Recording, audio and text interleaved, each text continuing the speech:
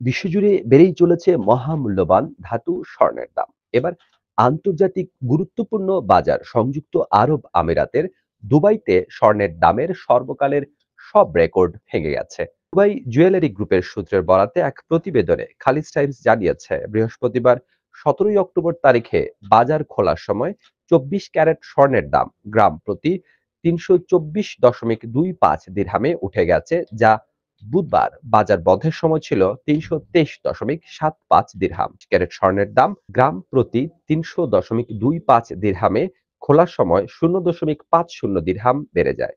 একইভাবে 22 ক্যারেট ও 18 ক্যারেট স্বর্ণের দাম গ্রাম প্রতি বেড়ে যথাক্রমে হয়ে যায় 290.75 ও 249.25 দিরহাম। বিশ্ববাজারে স্বর্ণের দাম ছিল প্রতি আউন্স 2678.58 ডলার, যা সকাল 9টা 10 মিনিটে 0.1% বৃদ্ধি পায়। পেপার স্টোরের গবেষণা কৌশলবিদ ডিলিন ও বলেন, স্বর্ণে বিনিয়োগকারীরা শক্তি অর্জন করছে। অধিকাংশ জি10 মুদ্রায় স্বর্ণের দাম সর্বকালের সর্বোচ্চ পর্যায়ে পৌঁছেছে। এটি মার্কিন ডলারের বিপরীতে ঐতিহাসিক উত্থানের ঠিক নিচের ধাপে রয়েছে।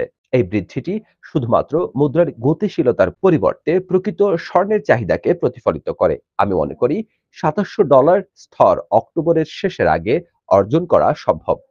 মূলত মার্কিন অর্থনীতির অনিশ্চিত পরিস্থিতি স্বর্ণের দাম বাড়িয়ে তুলছে। প্রাথমিক বেকারত্বের দাবিগুলো প্রত্যাশার চেয়ে বেশি এবং ফেডারেল রিজার্ভের গভর্নর ক্রিস্টোফার ওয়ালার সতর্ক করেছেন যে হারিকেন ও ধর্মঘটগুলো অক্টোবরের কৃষি বহির্ভূত বেতন প্রায় 1 লাখ কমাতে পারে। ভবিষ্যতে ফেডের সুদের হার বৃদ্ধিতে ভুল হওয়ার ঝুঁকি বাড়িয়ে দিতে পারে।